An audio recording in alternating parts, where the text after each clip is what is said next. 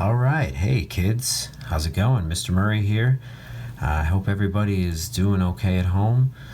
I'm doing my best here with a pretty low-tech attempted a little video here. I'm sure it'll be a viral sensation. We're going to talk about a little bit of probability here. You know most of the stuff that goes together to answer these questions. We're just going to put it all together now with everything we've been doing lately. So feel free to stop, pause, rewind, fast forward, whatever you like. So here's the problem we're going to look at. We've got a bag of Skittles containing 6 red, 2 yellow, 1 purple, 4 green, and 3 orange.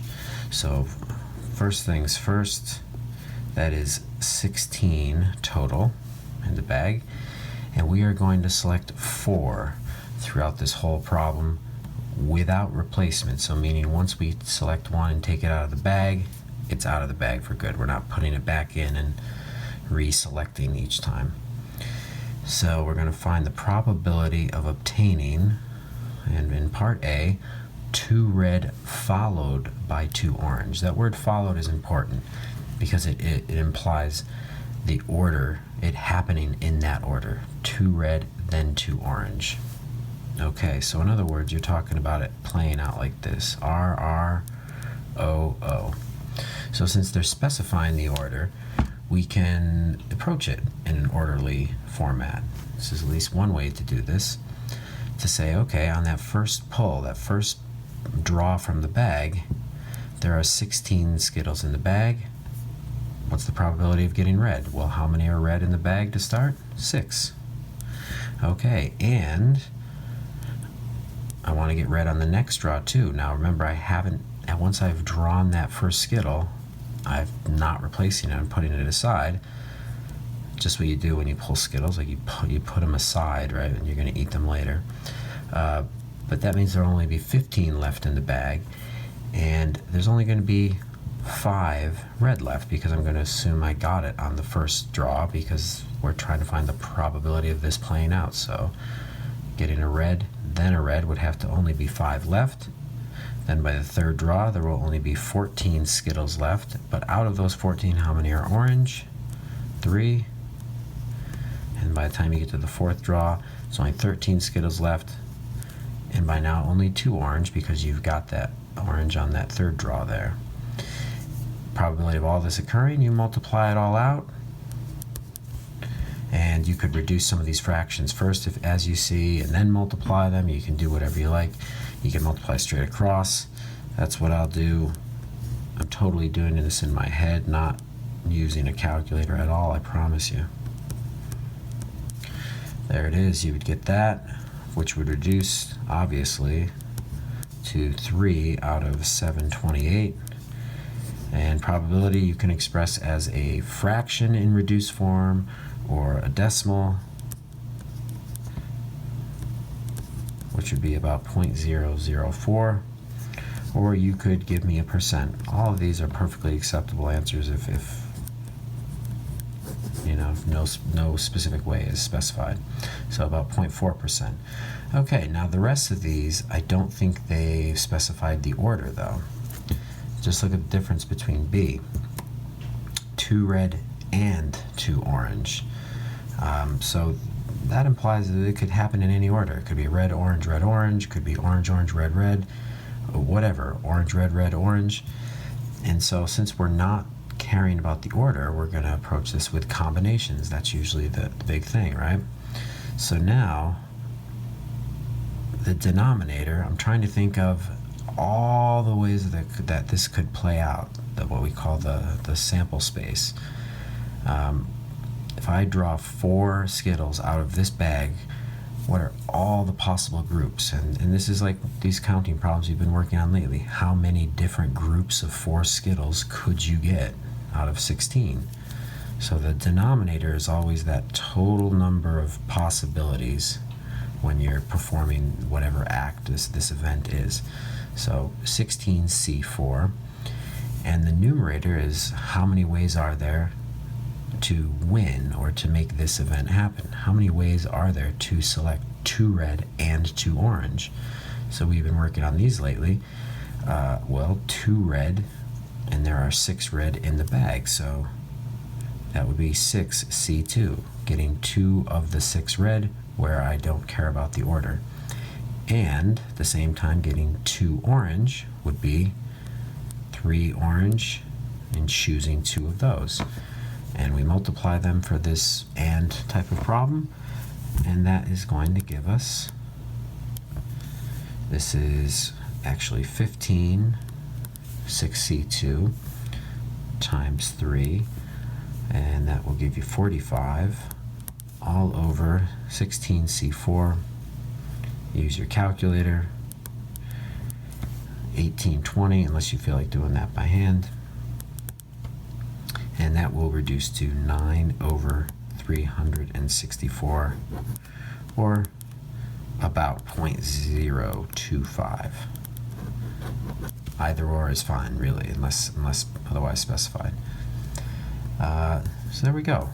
Not too bad, you know, 2 very similar problems, but just changing one word really changes the total approach and the likelihood of things happening, because look at, when you want it to play out in this order, there's fewer possible ways for that to happen.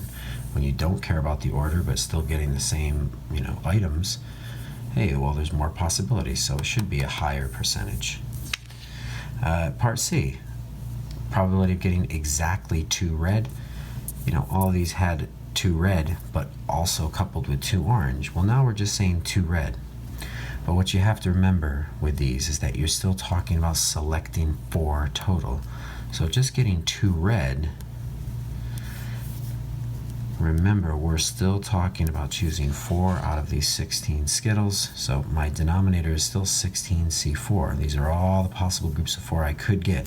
And out of these, how many will contain 2 red, exactly 2 red?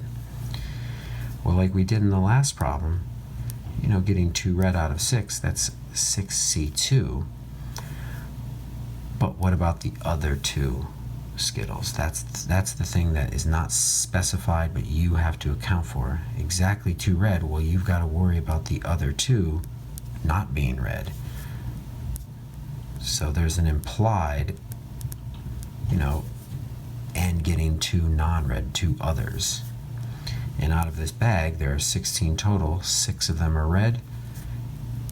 That means 10 are not red. And so getting 6C2 and then 2 of the other 10. And you need this because there's just getting 2 red. Yeah, there's 15 ways to do that. We know that, but all the different ways there are to finish off that group of 4. It could be 2 red with 2 orange. It could be 2 red with a green and an orange, 2 red with a purple, etc. And that's what this is accounting for. So definitely, if you're selecting 4, make sure all 4 are accounted for.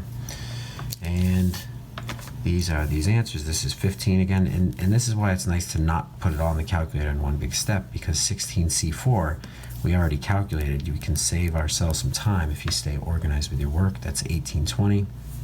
6C2 is 15 times 10C2, which is 10 times 9 divided by 2.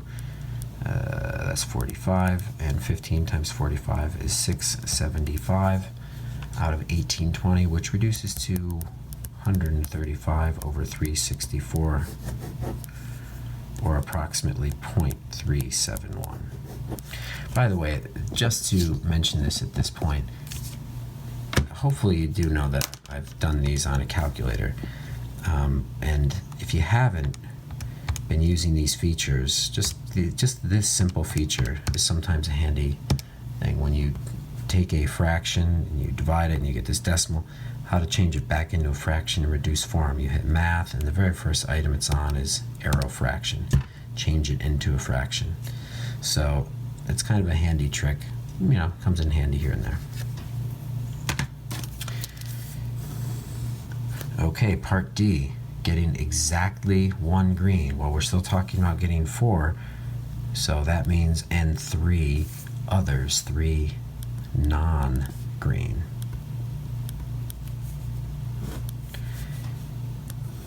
Denominator, I'm still writing 16C4, but that's going to be that same 1820. Getting 1 green.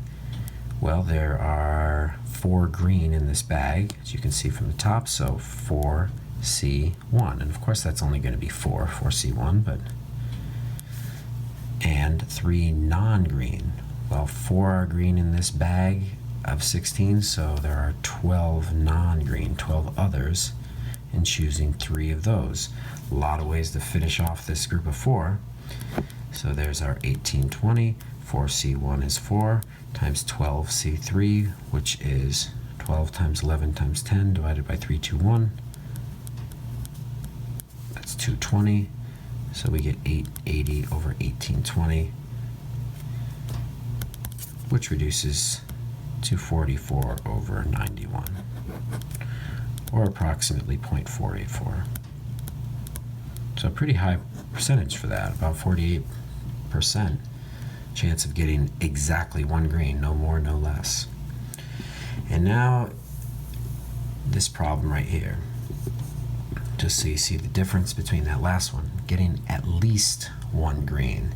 Whenever you see those phrases like at least, no more than, less than, that kind of thing, it's always a little bit more work, so just pay extra careful attention. At least 1 green, you know, just logically means that could mean getting 1 green, or 2 green, or 3 green, or 4 green. So we're going to talk about 2 ways to do this problem, kind of a little bit longer way and a shorter way, just to illustrate a point. And because I'm a math teacher, I always show the long way first, and then see, how it could be done a little bit faster. So we're going to find all these separate probabilities. 1 green, well, we just did that because that also means, and 3 non, and that's the answer we just got. But I'll hang on to that. Or 2 green. Now 2 green, and that means and 2 non-greens, 3 greens, and 1 non-green, sorry, and 4 green, and 0 non-greens. And what do we do when we're doing these OR types of probabilities? We add them to get the total. Now they're all going to be over 16C4, so a lot of times people will set up their problem like this, as just one big denominator of 16C4, and just add all the numerators. It doesn't matter to me whether you want to set them up as separate fractions and then add them, but they're all going to be over that same denominator. So I'm just going to approach it right now. 1 green and 3 non. Well, we kind of already have done that, but just to show them the setup again, the logic, that would be 1 of the 4 green and 3 from the 12 non-green. Or, so right where that or is, I'm adding all these number of ways to these number of ways. So 2 green, 4 choose 2, and 2 non-green. So from those 12 non, getting 2 of those. And you see how we're really keeping the same format, but just changing these numbers as we go along. Or, so again, the plus 3 green, so 4C3, and that 1 non-green that has to be accounted for, so 12C1, which of course is just 12. And finally, or this scenario, 4 green, 4C4, and 0 non, which would be 0 from the 12. 12 choose 0, which of course is just 1, and so is 4C4. There's only one way to get 4 green, and that's to get those 4 that are in the bag.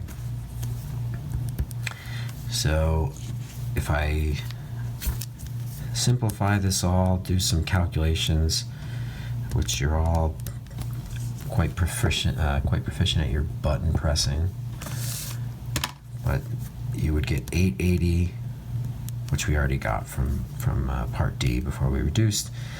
The 2 green and 2 non-green, that will give you 396. 3 green and 1 non-green, 4C3 times 12C1, so that's 4 times 12, 48. Or like we said, 4C4 times 12C0, that's just 1. You add that all up and you get 1325 out of 1820, which of course does reduce to 265 out of 364.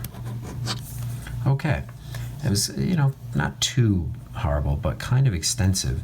So I just want to bring up this idea of when you see an at least or no more than, if it feels like you're doing, this or this or this or this, and it feels like there's an excessive amount of scenarios to calculate and then add up, keep in mind there's that idea of what we call the complement. Well, getting at least one green refers to all these scenarios, the complement of at least one green, or in other words, what's not in this scenario, what's not included this is getting 0 green. That's the only possibility that's not when you're talking about green. I could get either 0, 1, 2, 3, or 4. All of these are part of this probability I just calculated. This, getting 0 green and 4 non, is really just the rest of the possibilities.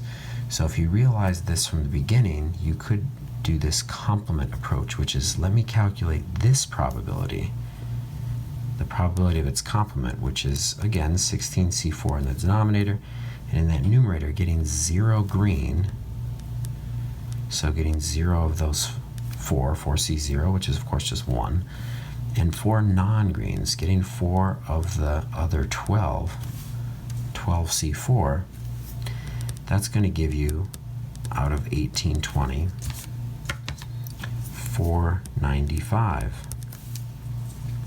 Now, if you had seen this right off the bat, that's doing one probability, and you could realize, hey, this represents 495 of the 1820 scenarios. Everything else makes up the rest of those 1820 scenarios. So why don't I just do 1 minus 495 over 1820?